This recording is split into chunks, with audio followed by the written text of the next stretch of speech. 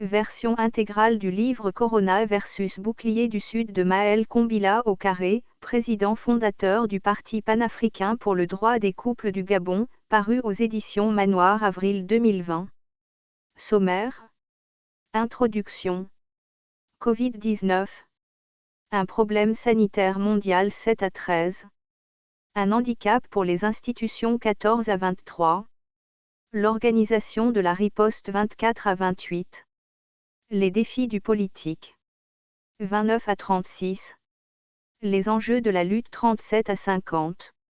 Les opportunités de réussite 51 à 71. Conclusion. Le monde traverse actuellement une crise mondiale excessivement médiatisée appelée coronavirus.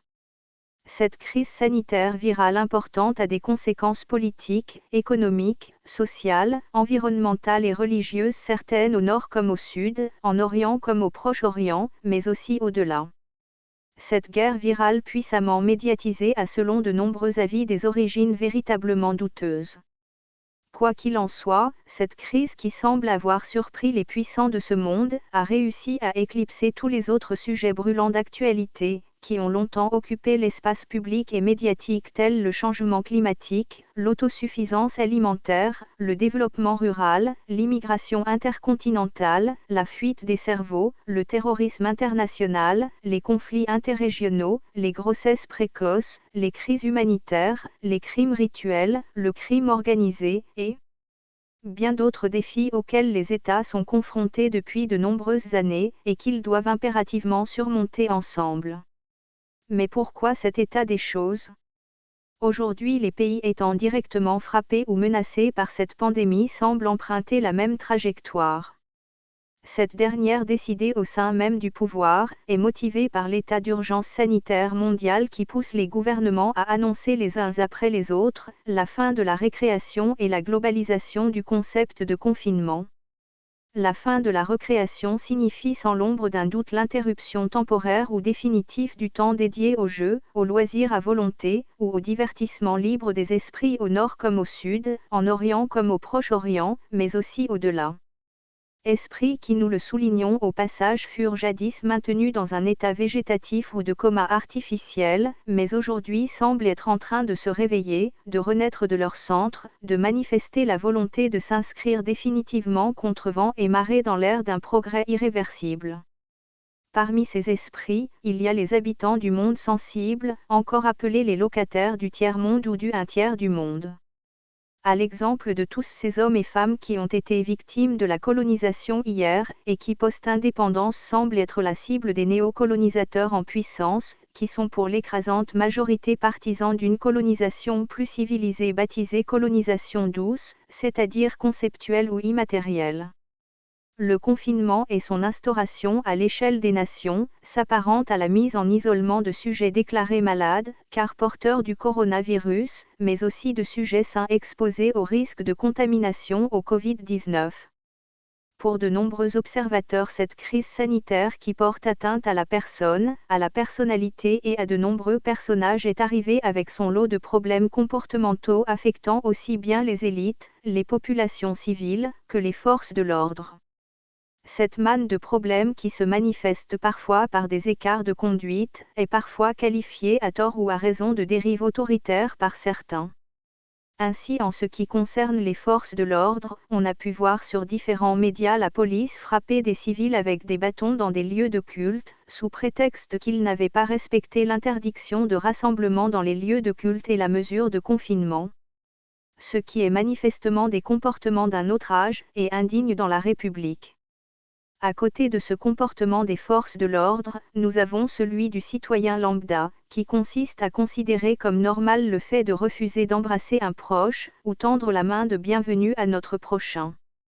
Cette main bienveillante tendue à un frère, un parent, un ami ou un collaborateur qui a longtemps été un signe d'ouverture est aujourd'hui proscrite, sous prétexte que nous ne sommes pas toujours certains du statut épidémiologique de la personne que l'on serait tenté de saluer ou toucher. La main du salut est soudainement devenue un ennemi d'état de conscience, et un argument contre la pandémie de coronavirus. La main du salut est devenue un geste incivique. Si pour les scientifiques le refus de la main tendue permet de limiter les risques de propagation de la maladie baptisée Covid-19, pour les partisans des civilités traditionnelles et de la bienséance, occulter la main du salut contribue à occulter notre esprit d'ouverture mais aussi à limiter notre ouverture et notre bienveillance vis-à-vis d'autrui. Paradoxalement, pour beaucoup de nos dirigeants, la Covid-19 est devenue une excuse pour éviter les personnes indésirables à leurs yeux qu'ils préfèrent tenir à distance de la sphère du pouvoir, en tête desquels certains opposants, ainsi que d'autres voix discordantes de la société. Ainsi, pour certains hommes et femmes d'autorité, l'isolement ou le confinement est certes une nécessité d'ordre sanitaire, mais surtout une circonstance bien heureuse. Multiplier les contacts avec l'électorat pour les élus ou les employés pour le patronat ne semble plus être une priorité, pire cela semble être devenu une réalité caduque. Tout porte à croire que nous nous enfonçons lentement mais sûrement dans une société où établir une relation de proximité, en tissant des liens privilégiés avec des personnes qui pourtant nous sont familières dans la plupart des cas, quand ce ne sont pas de simples inconnus, qui seraient tentés de venir à notre rencontre dans un élan de solidarité ou d'unité semble être une aberration sanitaire et un véritable problème de santé publique. Par ailleurs, nous assistons chaque jour un peu plus à l'éloignement entre le genre humain. Ce phénomène qui encourage l'antisociabilité physique et l'utilisation excessive des outils de communication intermédiaire porte le nom de distanciation sociale. Pour de nombreux observateurs, la distanciation sociale, en plus d'être un facteur d'antisociabilité physique, est aussi un moyen de pression légale qui pousse le citoyen vers l'utilisation excessive d'éthiques et des NTIC. Or, les outils technologiques de l'information et de la communication sont des puissants outils de concentration d'informations publiques et privées, et une mine d'or d'informations pour toute entité, organisation gouvernementale ou non gouvernementale, qui aurait pour projet de prendre le contrôle total de la conscience des populations qui y ont accès. La situation actuelle nous pousse à croire qu'on assiste vraisemblablement dans le monde à une tentative de virtualisation systématique des communications interpersonnelles. Cette configuration nous laisse à penser qu'il y a comme une volonté manifeste des puissants de ce monde à renforcer la surveillance des citoyens pour mieux les étudier à leur insu, et au besoin mieux manipuler la conscience individuelle et collective de manière illégitime. Il s'agit donc a priori d'une stratégie mondiale de contrôle des âmes inconsciemment asservies, mise de manière presque imperceptible au service d'intérêts douteux. La distanciation sociale est avec l'hygiène des mains une mesure phare de prévention ou de lutte contre le coronavirus dont le nom savant est Covid-19. Si l'on peut se réjouir des prétendus bienfaits d'une telle mesure dans cette guerre contre la Covid-19, il est aujourd'hui également important de se demander si cette tendance de distanciation ne perdurera pas après la fin de cette pandémie virale. Si c'est le cas, quelle sera l'ampleur de ce phénomène de distanciation ? Mais encore, comment la distanciation sociale va-t-elle bouleverser le mode de vie de notre civilisation ? Ne risque-t-elle pas de nous enlever notre culture du savoir-vivre ensemble propre à notre humanité, ou occulter ce qui était considéré jusqu'à présent comme de bonnes manières universelles ? Autrement dit, cette épidémie de Covid-19 va-t-elle parvenir à faire reculer de façon soudaine et radicale ce qui a, selon de nombreux avis, fait les beaux jours de notre humanité, telles que les marques de civilité à forte connotation sociale ?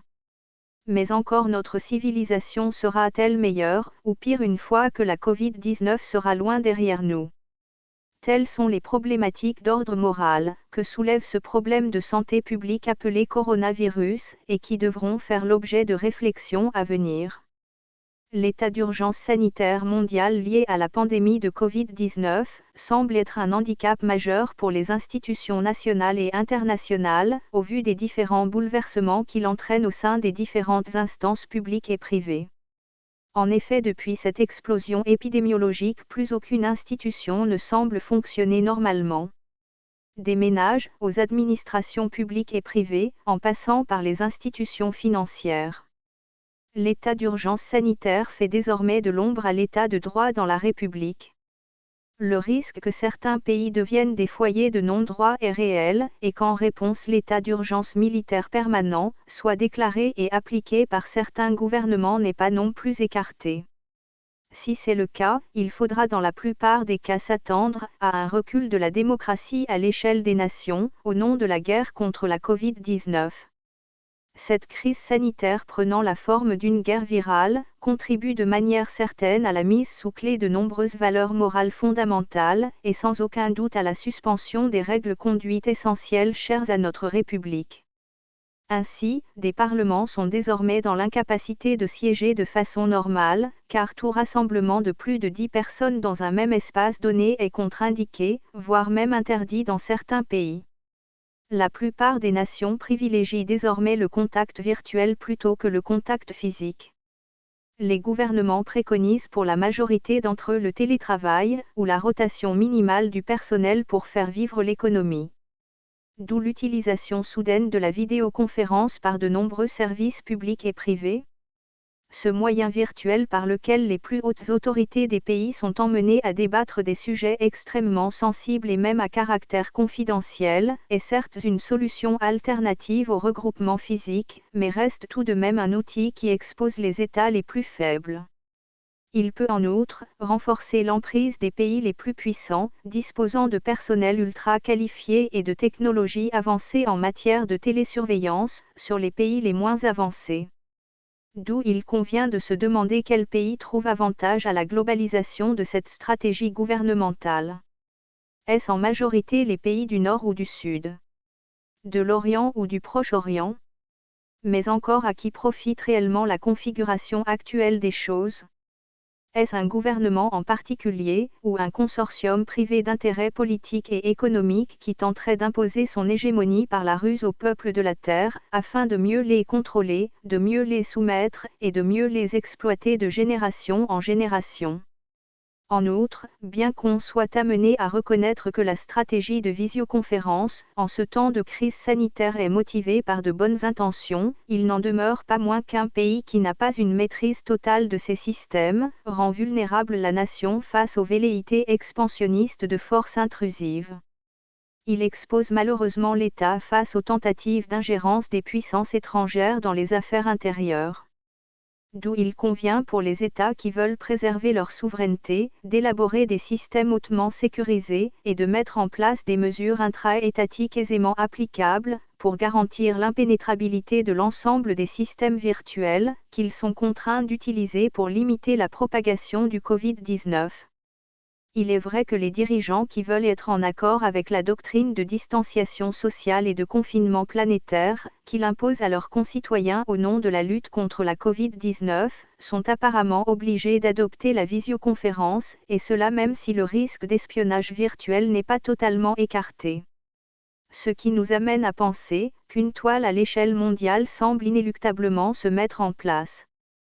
Toile virtuelle apparemment destinée à piéger les gouvernements des pays les moins développés, ainsi que leur population, c'est-à-dire les plus hautes autorités de certains pays, mais aussi les hommes et les femmes ordinaires pour qui ils sont théoriquement mis au service. Mais à quel dessein tout cela est-il fait? Les partisans de la théorie du complot voient en cela une tentative de certains groupuscules puissants d'intérêts douteux à renforcer leur emprise sur la société, et continuer à imposer leur domination absolue sur les institutions nationales et internationales de manière légale mais illégitime. Mais où est la part du vrai dans tout ça? Et comment déceler le faux? Mais encore cette situation est-elle imparable? Une certitude, la doctrine de distanciation sociale physique favorise le rapprochement virtuel, alors que la doctrine de confinement du citoyen accroît la dépendance de ce dernier au tech et au NTIC. Or les technologies de l'information et de la communication, ainsi que les nouvelles technologies de l'information et de la communication sont des puissants moyens d'exposition et de télésurveillance. Certains diront que leur usage est strictement réglementé par l'État. Ce qui est plutôt juste. Mais seulement et seulement si, l'État dont il est question est l'État de droit. En règle générale, la réglementation de l'État de droit ne s'applique pas à l'état d'urgence. D'aucuns auraient pu dire que pour qu'une réglementation de droit s'applique, il faut que le principal catalyseur des institutions de la République soit le principe de droit. Or, en déclenchant le 30 janvier 2020 l'urgence de santé publique à portée internationale, l'Organisation mondiale de la santé, OMS, a officiellement invité les gouvernements de la planète à décréter l'état d'urgence sanitaire dans leurs pays respectifs.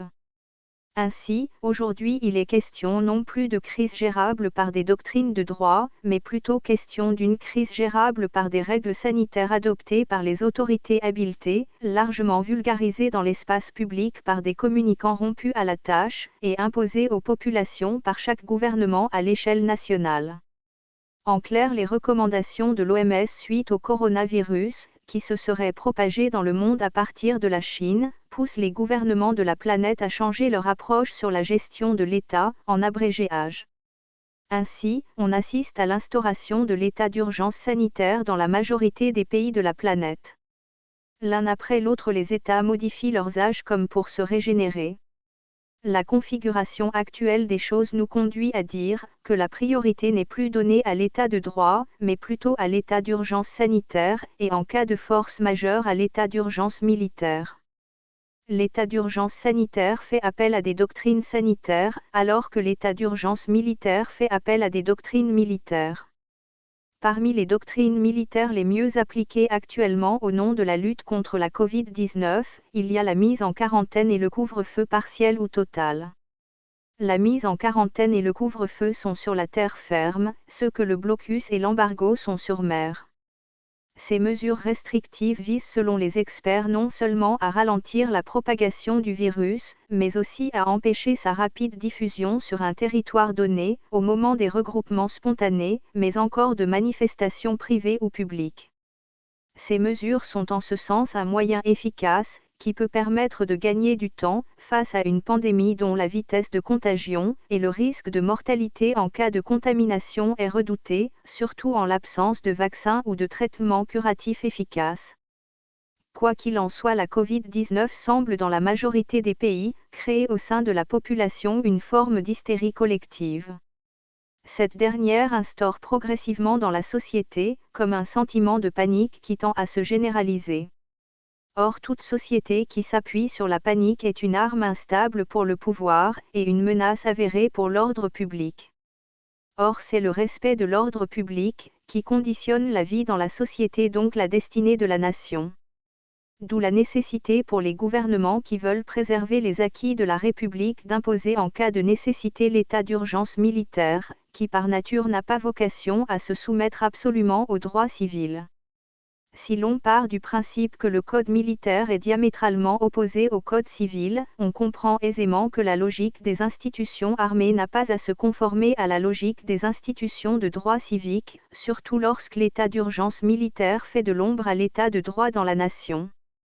L'instauration de l'état d'urgence militaire conduit très souvent à une suspension de l'état de droit dans la nation. Ainsi, au nom de la guerre contre la Covid-19, on assiste à une présence militaire accrue dans les rues, mais aussi dans les campagnes, ainsi qu'au niveau des frontières terrestres et maritimes. Présence qui pour beaucoup d'entre nous ne contribue pas à réduire la psychose sociale. Pour autant, pour les partisans de l'instauration de l'état d'urgence favorable à un durcissement des mesures de confinement, la force de dissuasion militaire semble être un atout majeur dans la lutte contre la Covid-19. Mise à la disposition des pouvoirs publics, les forces de l'ordre, de sécurité et de défense contribuent largement à cette guerre virale d'ampleur internationale. Dans le cas présent, les autorités sanitaires travaillent en étroite collaboration avec les autorités militaires.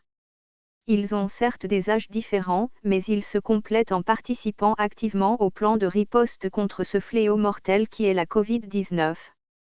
Vu l'ampleur de la pandémie du Covid-19, il est plus que logique de parler de riposte massive des forces de la nation. Mais si la nécessité de riposte face au Covid-19 n'est pas sujet à débat, il n'en est pas de même pour les mesures adoptées au niveau national, qui divergent d'un continent à un autre, d'un pays à un autre. En effet, les mesures prises parfois dans la précipitation par les gouvernements au niveau national, bien qu'exceptionnelles dans la plupart des cas, ne sont pas de même ampleur que l'on soit dans un pays du Nord ou dans les pays du Sud, en Orient ou au Proche-Orient. Cela peut s'expliquer par deux facteurs, notamment l'ampleur épidémique au niveau national et la capacité de riposte des institutions habilitées, qui est vraisemblablement fonction des ressources disponibles et de la richesse ou de la capacité d'endettement des États. Cependant, d'aucuns prétendent que la meilleure arme contre le coronavirus est d'abord la volonté individuelle. Cette volonté individuelle doit emmener tous les acteurs de la société à mettre de côté leurs différends, à mobiliser et engager leurs propres ressources qu'ils pourront joindre aux ressources de l'État de manière organisée, afin d'augmenter la capacité de riposte nationale. Ces ressources une fois constituées et mises ensemble pourront éventuellement participer efficacement à l'effort de guerre contre l'ennemi invisible baptisé Covid-19. À côté de ça, nous avons le bon sens qui doit nous contraindre à exprimer notre compassion et manifester notre solidarité aux personnes les plus touchées par cette maladie. Une maladie qui, nous le rappelons, en plus de menacer la quiétude des concitoyens, contribue chaque jour que Dieu fait à endeuiller de nombreuses familles en Asie, en Amérique, en Europe et en Afrique, mais aussi au-delà. Certainement les moyens offensifs et défensifs existent et peuvent être appliqués aussi bien au niveau individuel qu'au niveau collectif. Cependant la cohérence et la coordination dans l'action de ces moyens est une nécessité, si l'on veut véritablement venir à bout de cette pandémie dévastatrice devenue dans l'esprit de beaucoup d'entre nous l'ennemi public numéro 1, la cible à abattre, à supprimer ou à éliminer définitivement de notre environnement. Les moyens individuels susceptibles d'être mobilisés et engagés par chacun, contre cette pandémie qui a déjà coûté cher du point de vue humain existent. Ils sont aussi bien de nature offensive que défensive. Ils peuvent prendre la forme d'aide financière, mais également comportementale. Ils sont pour la plupart à la portée de tous, ne doivent ni être négligés, ni être mis de côté, ni être regardés de travers au nom du bon sens, de l'éthique ou de la morale. Pour certains, les mesures économiques ne suffiront pas, à elles seules, à endiguer la pandémie actuelle. Il est donc important que les autorités compétentes pensent à mettre sur pied des mesures sociales qui soient capables de renforcer les mesures politiques et d'accompagner les efforts économiques nés de la volonté des États à freiner définitivement l'expansion de cette maladie virale, de l'endiguer totalement et d'en limiter les impacts négatifs. Tous les acteurs de la société ont donc intérêt à rester mobilisés en ces temps difficiles pour le monde. Cette pandémie n'est pas seulement une affaire des pouvoirs publics, qui ont en charge la gestion des affaires courantes au sein de l'appareil d'État. Elle n'est pas non plus exclusivement un problème des grandes puissances, car elle touche tous les pays du monde. De même, penser que la lutte contre la Covid-19 est le devoir exclusif d'un régime au pouvoir est inconvenant et maladroit. En effet, la Covid-19 est avant tout un problème de santé publique et non une affaire politique. Elle ne doit donc pas faire l'objet de campagnes politiques, ou être un argument de dénigrement du politique, par respect pour les vies en jeu, ou par décence vis-à-vis des hommes et des femmes victimes de cette maladie. L'heure est à la solidarité et à l'unité, mais aussi à la lutte sanitaire au nom de la bonne santé publique. Par ailleurs, les probables succès et les potentielles réussites dans le combat contre la maladie de Covid-19 n'auront pas vocation à faire l'apologie exclusive d'un parti ou d'une organisation privée, car le combat contre la Covid-19 est avant tout un combat pour la vie, et contre la mort, donc un combat pour l'humanité tout entière. Nous devons tous garder à l'esprit que la Covid-19 est un véritable défi pour les civilisations actuelles, et une arme mortelle susceptible de compromettre le futur de l'humanité. C'est pourquoi en tant qu'humains, nous avons donc tout intérêt à être unis en esprit et en vérité, si l'on veut préserver les acquis qui ont fait la fierté de ceux qui nous ont précédés, et feront la joie de ceux qui nous succéderont. En général, les défis que nous impose notre quotidien sont aussi bien politiques, économiques, sociaux, environnementaux que religieux. Mais en ce temps de crise, le plus grand défi pour l'humanité est avant tout la préservation de notre bien le plus précieux face à la maladie de Covid-19, c'est-à-dire la vie. Il est certain que pour le citoyen lambda, cette crise sanitaire est avant tout le signe de l'échec des politiques en matière de santé publique. Cet échec se mesure de façon morbide en milliers de morts. Morts enregistrées aussi bien dans le corps médical que chez les populations civiles. De même, aucun corps d'État ne semble être épargné, aucune couche sociale ne semble être à l'abri. Personne en ce jour de 10 avril 2020 dans le monde politique ne peut prétendre avoir les moyens d'empêcher efficacement la contagion à l'échelle nationale ou à la dimension du village planétaire. Personne n'est totalement immunisé contre ce virus, qui sème le chaos autour de nous. L'ironie de la situation est que nombreux sont les États, qui ne semblent pas avoir été suffisamment préparés à l'avènement d'une telle catastrophe sanitaire. Des superpuissances, aux puissances émergentes, en passant par les pays en voie de développement, aucun politique n'a été capable malgré les moyens mis à disposition, d'éviter ces contaminations massives, qui ont conduit au décès prématuré de nombreux innocents. Ce constat qui n'a pas vocation de soigner l'image du politique, quelle que soit sa mesure hiérarchique, est gravé à jamais en lettres de sang dans la mémoire collective. Mais comment en est-on en arrivé là ? Mais encore qui doit porter la responsabilité de ces drames humains devant la loi, devant l'histoire et devant Dieu. Autrement dit, qui doit être conduit devant les tribunaux pour répondre de cette tragédie mondiale. Une certitude, aucun politique à l'heure actuelle ne voudrait porter la responsabilité de cette calamité mondiale aux conséquences sanitaires et économiques inédites et de grande ampleur. Pire, nombreux sont les politiques qui seraient tentés de pointer du doigt les populations, en mettant en avant leur prétendu manque de volonté à suivre les recommandations gouvernementales en matière de prévention, telles que les mesures barrières censées réduire le risque de contamination. D'un autre côté, l'autre défi du pouvoir politique, en plus de la préservation du patrimoine de la nation, réside dans sa capacité à mobiliser les moyens de dépistage systématique, ainsi que les équipements médicaux essentiels, indispensables à la prise en charge des personnes diagnostiquées positives au Covid-19. De même, au-delà des équipements médicaux, il est important que les décideurs politiques s'assurent que les structures sanitaires existantes ont une capacité d'accueil suffisante devant l'ampleur de la pandémie. Si ce n'est pas le cas, ils se doivent de trouver des solutions alternatives, visant à augmenter de façon significative la capacité d'accueil à l'échelle nationale.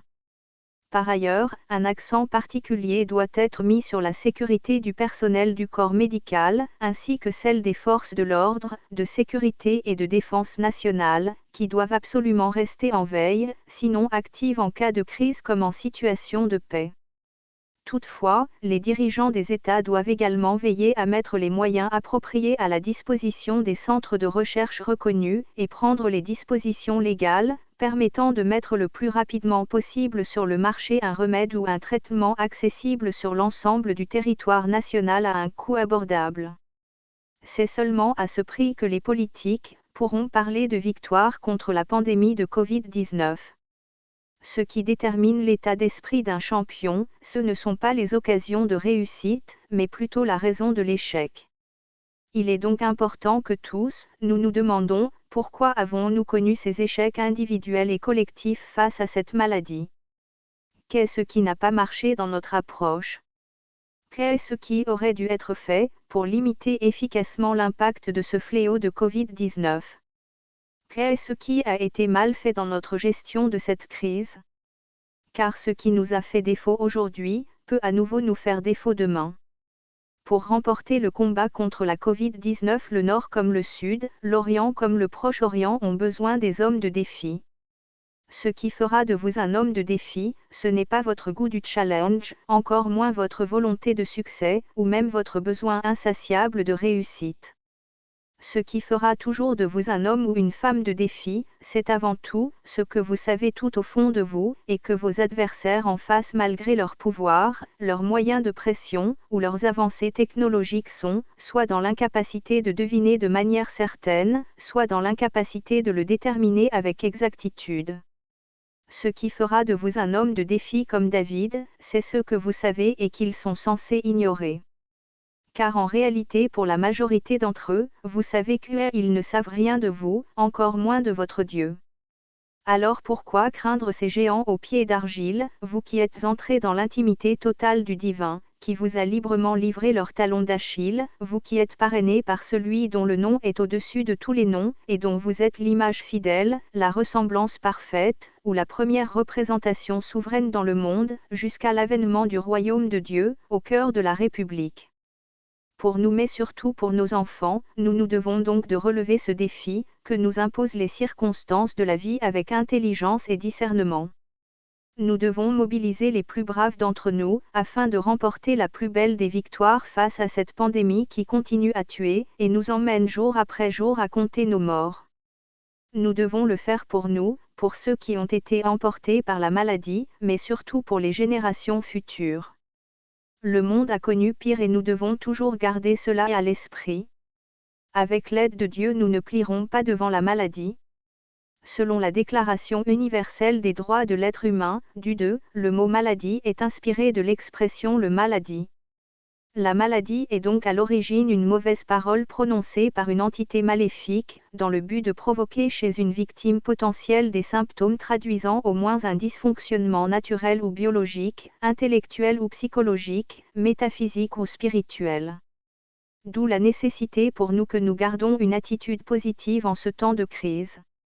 Et lorsque nous nous sentons dépassés par le cours des événements, souvenons-nous que Dieu est notre plus grand médicament face à la maladie ou la mort, car il nous a donné la vie, et a préparé pour nous la vie éternelle dans le royaume de Dieu, qui est le cœur de la République, de notre République.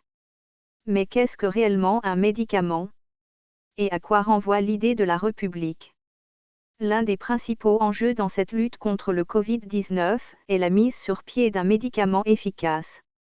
Selon la DUDE, le mot médicament est tiré de la phrase suivante, la main qui indique le cap et qui ne ment pas.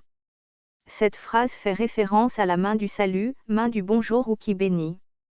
En règle générale, on parle de la main de Dieu qui est la solution à tous nos problèmes, encore appelée la main invisible, qui est la boussole du peuple de Dieu égaré, un breuvage pour les âmes damnées recherchant la repentance, un abreuvoir pour celui qui a soif, un instrument mis à disposition d'hommes de Dieu ou d'hommes de Dieu de haute dimension, d'hommes d'État ou d'hommes d'État de conscience. Cette main, en outre, permet de libérer les captifs en masse ou de façon ciblée, de délivrer les personnes, personnalités et personnages véritablement mal en point, de rendre nuls et sans effet les contraintes liées à toutes les maladies qui les menacent, mais aussi toute autre planification luciférienne visant à entretenir le flou et la culture du désordre, à s'aimer la terreur et à engendrer la destruction dans un but purement malveillant. La main de Dieu permet également d'alléger le fardeau du pécheur repenti, d'anéantir totalement les forces et les puissances des ténèbres qui oppressent les nouvelles âmes nées tous les jours de l'année, de briser le joug de toute entité maléfique, ainsi que tous les esprits diaboliques, sataniques, démoniaques qui les combattent. La main de Dieu nous sauve et gratifie le croyant d'une expérience de guérison sans pareil et incommensurable. Nous parlons ici de la guérison qui est en réalité un processus qui dépend plus de la grâce de Dieu que du mérite de l'homme. Quant au mot république, c'est selon la DUDE à l'origine la contraction de République, c'est-à-dire l'assemblage de l'expression suivante, représentation de l'unité des peuples bibliquement consacrés. Cette révélation nous amène à dire que la République a des origines divines. Attachée au royaume de Dieu, elle a donc un caractère éternel. D'où la nécessité de la préserver même en ce temps de pandémie, et d'y prendre soin pour qu'elle perdure pour le bien de tous. La République appartient à Dieu. Pour cette raison, le coronavirus n'a pas sa place dans la République, ni dans l'Église. Selon la DUDE, le mot Église qui s'écrivait à l'origine GLI, ES signifie littéralement esprit des grands libérateurs investis pour servir l'ensemble de la société. En ce sens, l'Église, comme on a communément pour habitude de le dire, ce n'est pas le bâtiment mais un état d'esprit représenté dans l'Ancien Testament par l'ordre d'autorité ancienne, notamment l'autorité suprême incarnée par Abraham, l'autorité morale incarnée par Isaac, l'autorité par la position incarnée par Joseph, l'autorité spirituelle incarnée par Jacob, l'autorité du guide incarnée par Moïse, et l'autorité messianique incarnée par le Christ annoncé.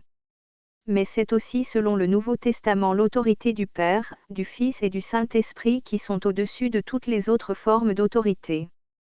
Par ailleurs, dans le Nouveau Testament nous avons deux grandes extensions d'autorité issues de ces principales autorités, à savoir l'autorité de l'Église originelle, incarnée par Jésus-Christ et ses 12 apôtres. puis après la séparation de l'Église originelle, nous avons vu naître chez les catholiques qui se sont inspirés de l'Église originelle l'autorité du pape, c'est-à-dire le prédisposé à l'autorité et au pouvoir de l'Église, qui s'est ensuite vu contestée par les protestants qui eux ont vu en l'autorité du pape, l'autorité prophétique, apostolique, pastorale, évangéliste. Et à côté de ça, en dehors et en dedans des assemblées, l'autorité doctorale. Dans le royaume de Dieu au cœur de la République, les principales formes d'autorité sont généralement soit pro-israélites, soit pro-ismaélites, soit pro-maélites, autrement dit soit pro-sémites, soit pro-japhétites, soit pro-chamites.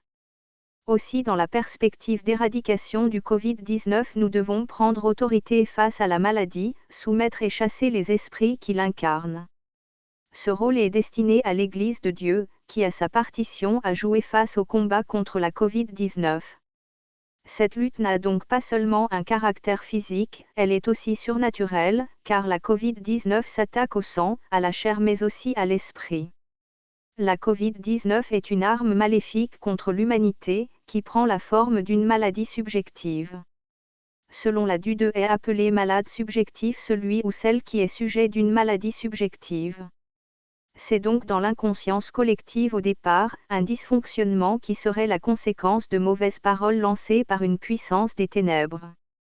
La maladie dans ce cas peut se présenter sous une forme de symptômes connus, de signes affectant notre imagination, mais aussi se manifester sous une forme dépassant notre champ de compétences, ou la mesure de notre entendement de simple mortel.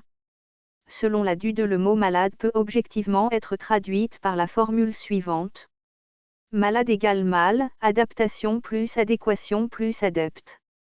Aussi, dire que quelqu'un est tombé malade peut signifier que soit elle est mal adaptée à un problème, anomalie d'origine bactérienne, parasitaire, virale, infectieuse, génétique, soit que le sujet souffre d'une certaine maladéquation ou inadéquation, qui se traduit par un déséquilibre en matière formation-emploi, théorie-pratique, divertissement-travail, vocation-aliénation, soit qu'il est atteint par le mal des adeptes, idolâtrie ou l'endoctrinement, mauvaise emprise ou la possession. Les appels incohérents et des mandats opaques voire imprécis, la conversion calculée et intéressée, le manque d'exemplarité au service ou à la participation active à un ministère contre Dieu, les combats futiles et les victoires pour notre propre gloire, initiation aux sciences occultes et aux pratiques anti-bibliques ou anti-religieuses. On parle alors de maladie connue pour parler de maladie naturelle, de maladie imaginaire pour parler du maladie intellectuelle, et de maladie inconnue pour parler de maladie spirituelle. La Covid-19 manifestement appartient aux entités maléfiques, incarnées par les autorités diaboliques, sataniques et démoniaques. Une autorité démoniaque est représentée par un démon, une autorité satanique par Satan, et une autorité diabolique par le diable. En ce sens, les êtres appelés démons, Satan ou diable sont trois entités à dissocier qui combattent les fils de Dieu, et qui veulent les emmener à pratiquer l'économie du mal.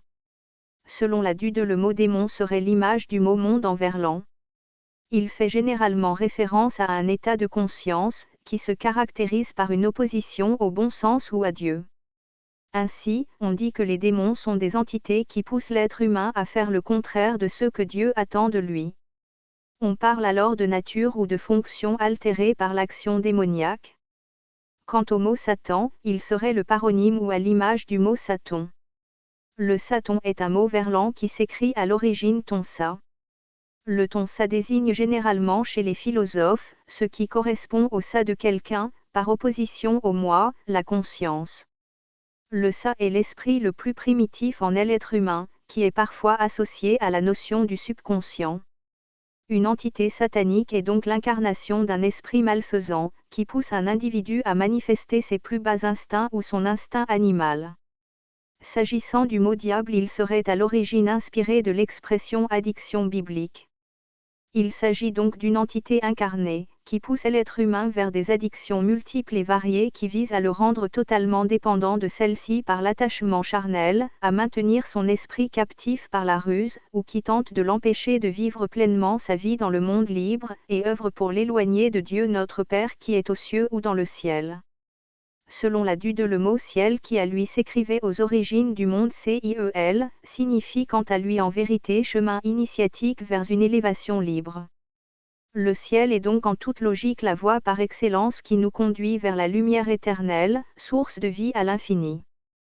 Tous ceux et celles qui ne passent pas par le ciel sont condamnés à errer dans le royaume des morts, à demeurer dans l'obscurantisme partiel ou total, à rester à l'ombre de l'humanité, donc à être des âmes damnées pour l'éternité.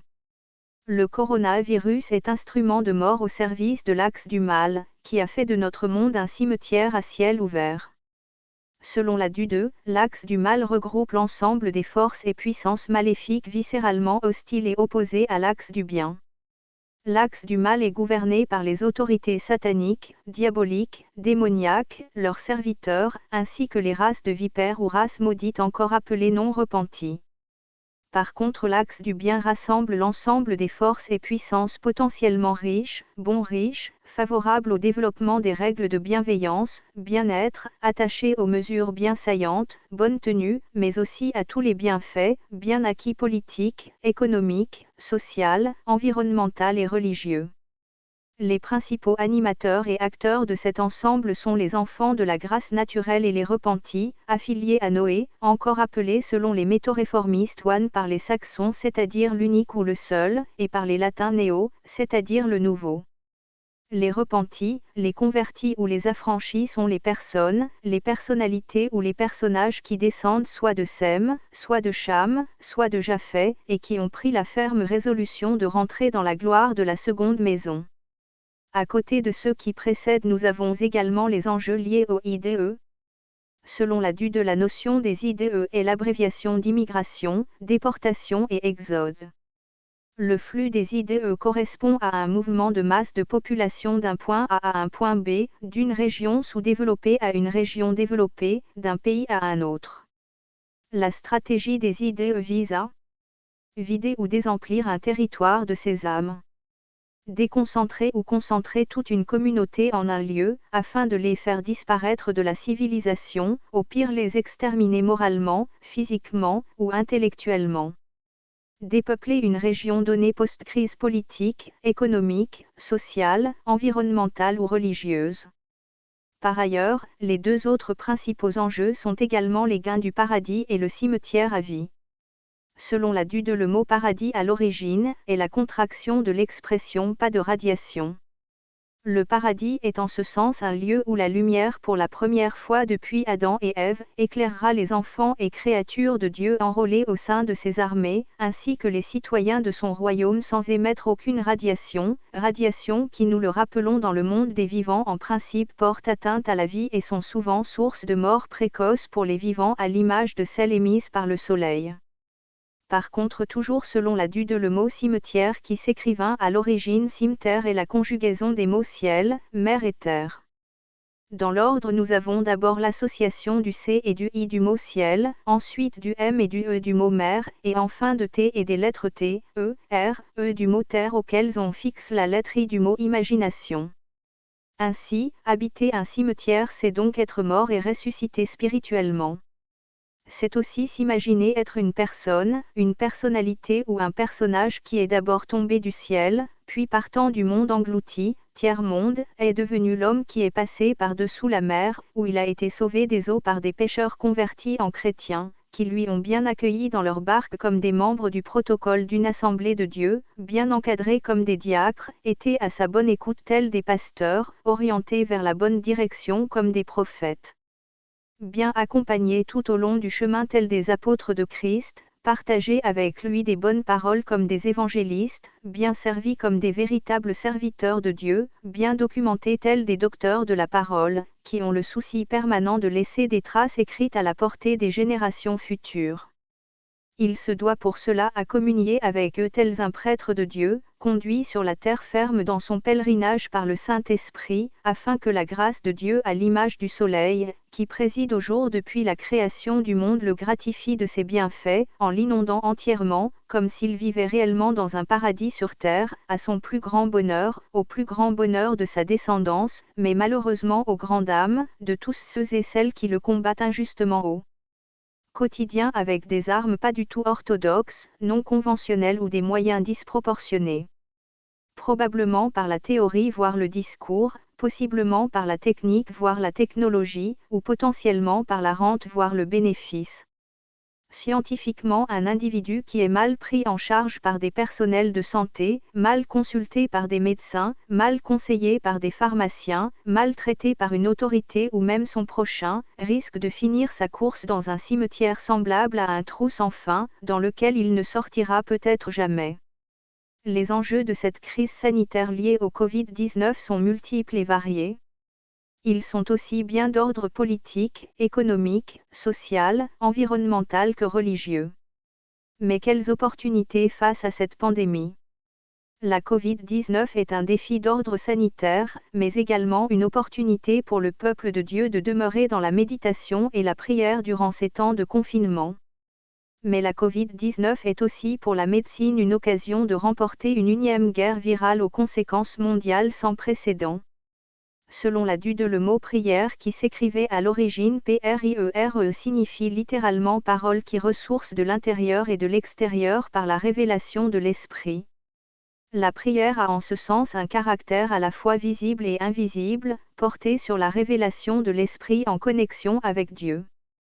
Quant au mot peuple, selon la DUDE, il s'écrivait à l'origine peuple siècle.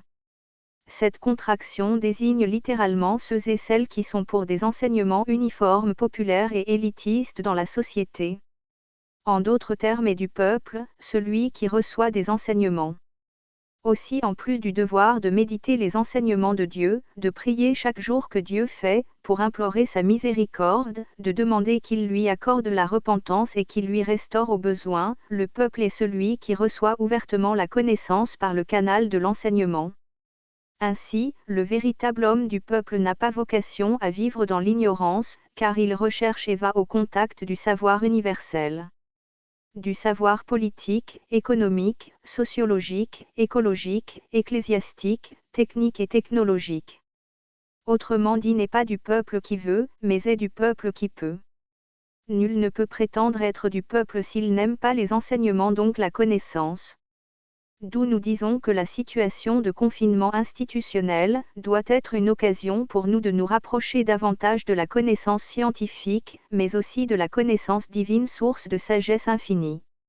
Nous devons donc chercher à mieux nous cultiver, si nous ne voulons pas mourir faute de connaissance. Nous devons nous remplir d'amour pour la connaissance. Mais qu'est-ce que l'amour en réalité? Selon la DUDE, le mot amour, qui à l'origine s'écrivait AMOUR, est la contraction de la phrase action de se mettre en osmose de manière unanime dans une relation, fraternelle, conjugale, amicale. En ce sens, l'amour est donc à la fois synonyme de plénitude et de quiétude entre conjoints, entre membres d'une confrérie, d'une fraternité ou entre amis et connaissances. Par ailleurs, parler de connaissance, c'est aussi parler de raison. Selon la DUDE, le mot raison, qui à l'origine s'écrivait RAISON, est la contraction de réaction qui est axée sur l'intelligence et les sensations, et qui a pour objet le naturel. La raison est en ce sens une conséquence de l'amour. C'est pourquoi, si nous nous aimons véritablement, nous resterons solidaires et unis, surtout en ces temps difficiles. Unis dans la présence de Dieu, unis dans la République consacrée à Dieu. Nous nous manifesterons davantage mutuellement une certaine solidarité, comme Jésus l'a fait à l'égard de l'humanité. Selon la DUDE, le mot Jésus est la transfiguration de l'expression philosophique je suis, qui renvoie au moi ou à la conscience de l'être humain par opposition au ça, ou à l'inconscience propre à la bête ou aux races de vipères. Selon la Bible, le nom Jésus est aussi celui porté par le Christ. Aussi, nous devons entrevoir la mesure de confinement comme une occasion pour nous de nous rapprocher de Dieu par les enseignements de Jésus-Christ, dont les chrétiens sont des disciples légitimes, par la méditation de ces enseignements, et par l'étude de la parole de Dieu qui est portée sur la vérité. Selon la DUDE, le mot parole est l'agencement de 6 syllabes, une à droite, une au centre et une autre à gauche, notamment PA, RO et LE. Ainsi, pour les mouvements des hommes des dieux de haute dimension, nous avons P pour prière, A pour adoration, RO inverse du mot or, L pour louange et E pour évangélisation. Par contre pour le courant d'homme d'état de conscience nous avons P pour paye, A pour achat, RO inverse du mot or, L pour livraison et E pour expédition. Vraisemblablement pour chacune de ces mouvances la parole vaut de l'or, ou a un caractère précieux universel. Cependant si pour les uns elle doit prioritairement être consacrée respectivement à la prière, à l'adoration, à la louange, à l'évangélisation, pour les autres au contraire elle doit permettre essentiellement aux travailleurs offrant leurs services d'être payés en pièces d'or ou en argent, aux consommateurs qu'ils sont sur le marché d'acheter ce dont ils ont besoin, mais encore à un fournisseur de livrer ce qu'il peut vendre localement, dans le cas échéant expédier, un produit commandé en ligne, d'un point A à un point B en échange d'une contrepartie financière. Aussi, nous avons donc deux approches différentes portant sur la fonction de la parole. Une non marchande ou immatérialiste et une autre marchande ou matérialiste. Au vu de ces révélations, nous comprenons que la Covid-19 n'est pas un handicap sur le long terme, mais au contraire une opportunité. La Covid-19 nous offre l'opportunité par le confinement de saisir l'insaisissable et de sonder l'insondable grâce au discernement et à l'intelligence de l'esprit par la puissance de Dieu. La Covid-19 est une occasion en or pour les rois, les princes et le peuple de Dieu d'entrer d'abord dans l'ombre, ensuite d'en sortir, pour enfin apparaître dans la lumière pour la gloire de Dieu. La Covid-19 a certainement été envoyée pour nous éloigner de la face de Dieu et de sa connaissance universelle. Mais aux grandes âmes des races de vipères, il n'a eu que pour effet de nous pousser à sortir de notre hibernation où nous étions cantonnés. Selon la philosophie des Cusites, partisans du cusisme, doctrine de la conception universelle de la sagesse, le concept d'hibernation est une approche mentale qui correspond à la phase post-diluvienne durant laquelle Cham et sa lignée auraient été jetés dans l'oubli, dans les méandres de l'histoire biblique, et ainsi mis en marge de la grande histoire du monde, donc de l'évolution naturelle du peuple de Dieu dans sa marche avec Dieu. La Bible nous apprend dans le livre de Genèse 9, versets 18 à 29 que Cham, fils de Noé, frère de Sem et Japheth, à cause de son insouciance certaine, qui lui a amené de rire de son père, et de sa naïveté évidente, mais pourtant pardonnable, qui le pousse à se confier à ses deux frères sur l'état d'ébriété auquel Noé s'était exposé sans l'aide de quiconque, à cause du rapport accusateur de ses deux frères à son encontre, dans lequel ils lui ont manifestement attribué prématurément des intentions malveillante préméditée, lui et sa descendance sont tombés en disgrâce devant Noé, fidèle serviteur de Dieu. Notons que le rapport de Sem et Japheth à l'encontre de Cham, sinon la façon dont il a été énoncé, a conduit Noé sous l'effet de la colère à maudire Canaan, fils de Cham, qui est tombé en disgrâce devant le patriarche, entraînant ainsi toute sa lignée à subir un mauvais sort. Sort qui, nous le rappelons, a cependant été levé depuis totalement et annulé définitivement par la grâce de Dieu, selon les évangiles du Nouveau Testament, avec le sacrifice de Jésus-Christ, le Messie, mort sur la croix du Calvaire pour le rachat des péchés de l'humanité tout entière, notamment repentie, sans distinction de race, de couleur, d'ethnie, de nationalité ou de classe sociale, au nom de la miséricorde, de la fidélité et de la justice, conformément au dessein du Père ou en accord avec la volonté originelle de Dieu, qui est le modèle par excellence de sa création, de ses enfants sur la terre et dans le ciel. La phase d'hibernation selon les membres de l'ordre de la conception universelle de la sagesse, est toutefois de nos jours irréversible, et un état permanent pour les créatures de Dieu non initiées, ou les âmes égarées qui ne croient ni en Dieu, ni à ses œuvres, et qui rejettent par-dessus tout systématiquement la parole de vie qu'il inspire au quotidien à ses véritables serviteurs, au service du royaume de Dieu et de la République, tel que défini par l'article 30 de la Déclaration universelle des droits de l'être humain. Pour les faits, frères de l'Évangile, la phase d'hibernation correspond à la vie dans le tiers-monde ou le monde inférieur, qu'on devrait tout concevoir dans notre imaginaire collectif comme un monde souterrain, qui est comparable à un berceau pour l'humanité plutôt qu'à une terre du progrès, à l'image de la forêt des abeilles par opposition à la cour du grand roi, semblable à une caverne en 3 dimensions par opposition à une caverne en 2 dimensions, la représentation picturale d'une grotte préhistorique par opposition à un monde évolué, assimilable à une tombe mortuaire par opposition à la maison du Dieu vivant sur terre habitée par les ambassadeurs du corps du Christ dans les nations du monde, dont la plus importante autorité chez les protestants est le pape, incarné par les prophètes, les apôtres, les pasteurs, les évangélistes, ou chez les catholiques le pape qui est le prédisposé à l'autorité et au pouvoir de l'Église. Pour certaines sensibilités pro-hamites, l'épisode de la chute de Cham et de Canaan a inspiré et favorisé le développement des théories suprématistes de couleur à l'origine de plusieurs conflits raciaux, ayant abouti à la création de foyers sectaires malveillants dans le monde, à l'origine de nombreux crimes contre l'humanité parmi lesquels se diriger contre le peuple noir et les Chamites. Les Chamites croient que le réveil, la renaissance et le progrès des descendants de Cham passent par la restauration et la réhabilitation de ce personnage, dont les descendants sont en réalité les victimes collatérales d'un complot fratricide, visant à empêcher les descendants de Cham de jouir naturellement de la grâce de Dieu. Ce complot visait au départ à faire des descendants de Cham de manière théorique et pratique des éternels assistés, pire des esclaves inconditionnels. Ainsi, alors que les anti-hamites et anti-chamites vivraient dans un monde supérieur, depuis lequel ils élaboreraient des systèmes de domination destinés à soumettre et exploiter sans aucun scrupule les peuples du monde d'en bas de génération en génération, les pro-hamites ou chamites se contenteraient d'un rôle mineur et de la dernière place dans les bancs de l'histoire. Il existe plusieurs théories considérées comme anti-chamites converties en ligne politique ou en doctrine moderne, dont les plus visibles sont 1. L'Afrique est un continent sous-développé. 2. L'Afrique est un continent en voie de développement. 3. L'Afrique est le berceau de l'humanité. Autrement dit, le continent qui appartient à des êtres primitifs, pas ou très peu évolués mentalement, intellectuellement, psychologiquement et même physiquement. Le berceau de l'humanité serait à l'image de la demeure des éternels enfants et nourrissons.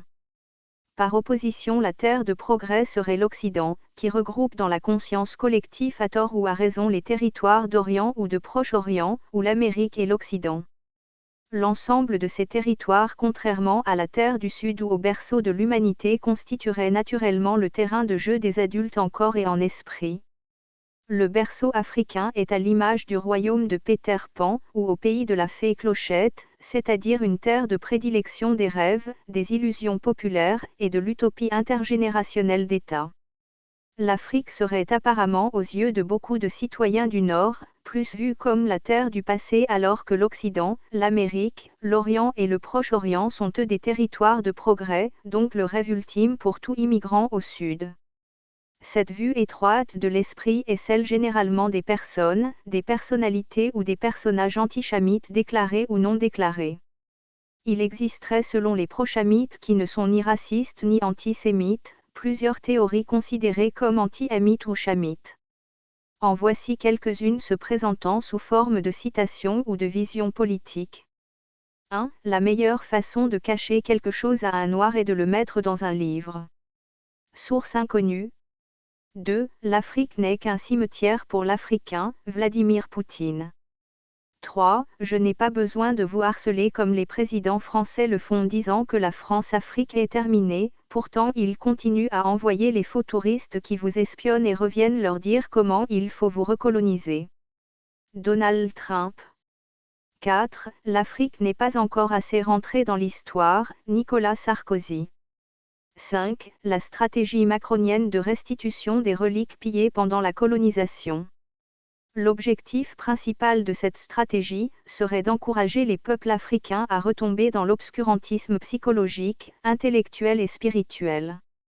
En récupérant toutes ces reliques maudites et en adoptant de nouveau par la même occasion l'usage des pratiques idolâtres ancestrales diaboliques, sataniques et démoniaques, il s'assure une place dans un vol qui le ramènera à l'âge de la pierre ou à l'ère des ténèbres.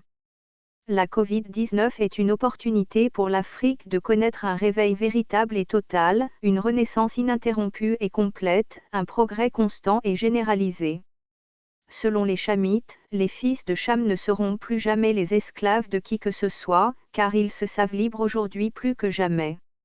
L'Afrique comme le reste du monde libre doit changer l'image d'éternel assisté qui la colle à la peau. Pour cela les Africains doivent décider de sortir de leur zone de confort, donc refuser d'être des citoyens de seconde à la merci de prétendus hommes d'État et d'hommes de Dieu sans scrupules.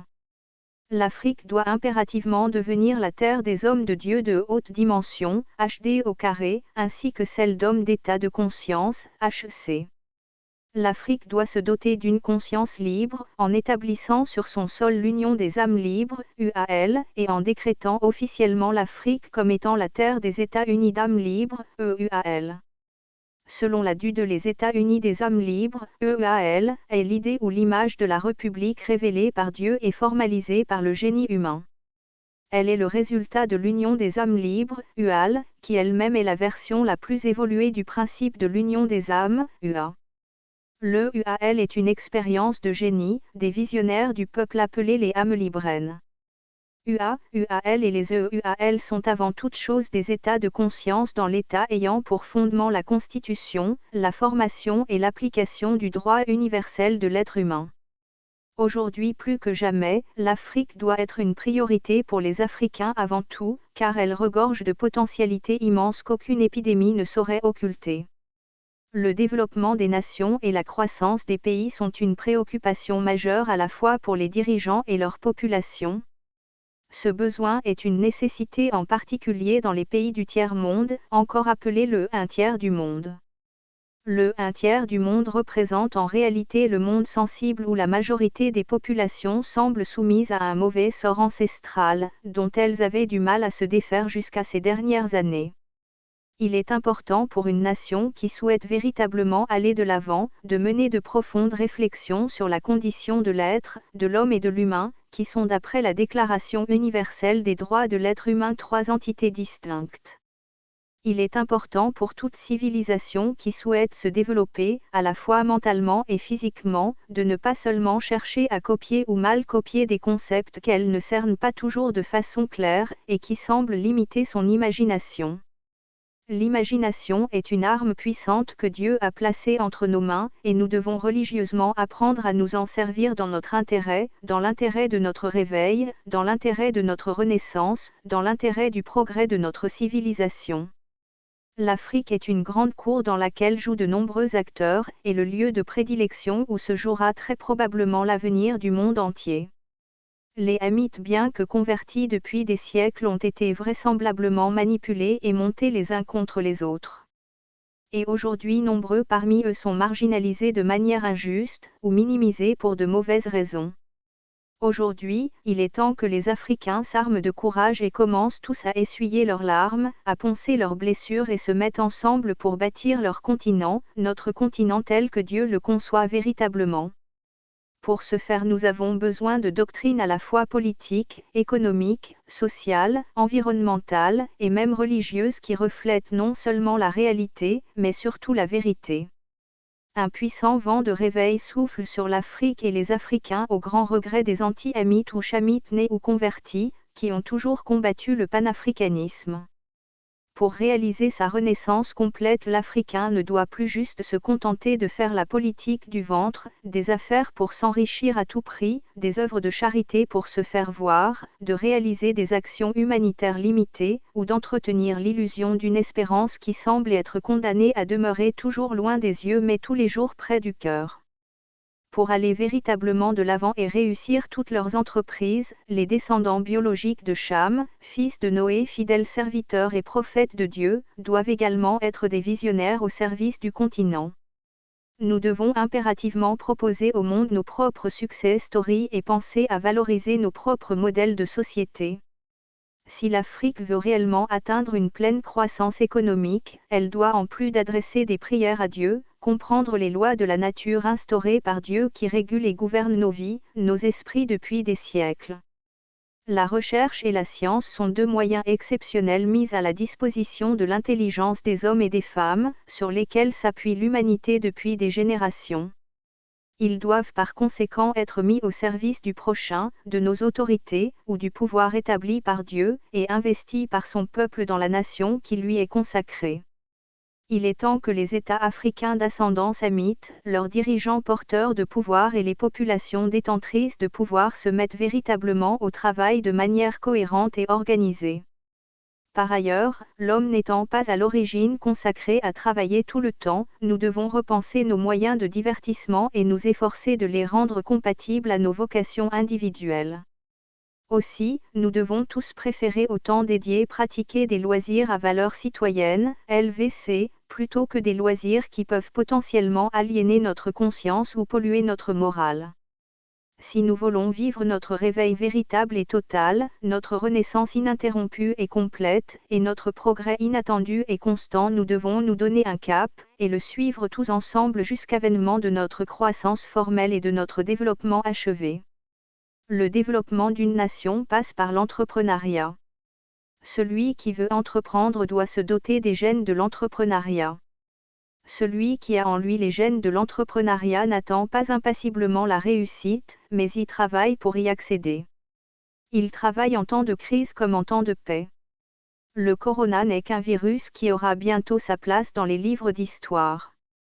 Selon l'article 144 de la DUDE, le mot virus qui s'écrivait à l'origine Ciru est la fusion de deux mots, à savoir le mot vision privé de la racine sion et le mot russe privé du e muet.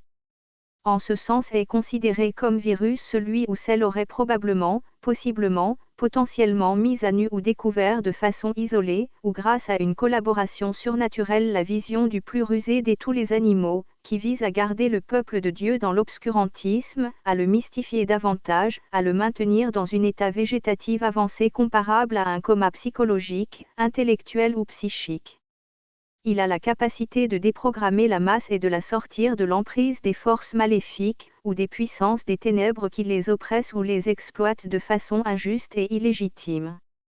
Il est certain que le coronavirus, comme toutes les autres crises, suscitera une nouvelle catégorie d'entrepreneurs au service de Dieu mais aussi de son peuple, donc au centre de la politique du royaume de Dieu, le cœur de la République. Il suscitera des rois, mais aussi des princes. Selon la DUDE, le mot roi est la contraction de l'expression suivante, celui qui retranscrit la loi révélée par Dieu. Et est désigné comme prince, celui ou celle qui comprend les principes de la royauté. Nous devons donc chercher à briller, par l'amour mais aussi par la connaissance pour la gloire de Dieu, car nous sommes tous des rois et des princes potentiels. Le véritable entrepreneur est celui qui a la maîtrise du risque et la capacité de se projeter dans le temps, pour soit réviser ses ambitions, soit anticiper les fausses notes aux allures d'échec. L'ère post-corona sera davantage celle des entrepreneurs. Actuellement, les solutions à ce problème mondial sont nombreuses. La plupart des dirigeants ont pris conscience de la nécessité de régler ce problème de manière définitive. Qu'ils soient chercheurs, décideurs, hommes de Dieu, hommes d'État, hommes de Dieu de haute dimension ou hommes d'État de conscience, tous semblent vouloir en finir avec l'ennemi public numéro 1 baptisé Covid-19. Désormais la guerre est déclarée, le tour de force engagé, et des combats aux enjeux multiples se jouent sur plusieurs fronts simultanément et successivement. Il s'agit certes d'une confrontation mortelle qui a déjà coûté cher à l'humanité, mais surtout d'un choc entre deux espèces vivantes, dont l'issue est déjà proclamée dans les cieux par Dieu. Cette issue, c'est la victoire triomphale de l'axe du bien contre l'axe du mal avec l'aide de Dieu. Alors à vos armes, à vos boucliers. Mobilisons-nous tous, pour repousser l'envahisseur Covid-19 aux portes des enfers, au nom de Jésus.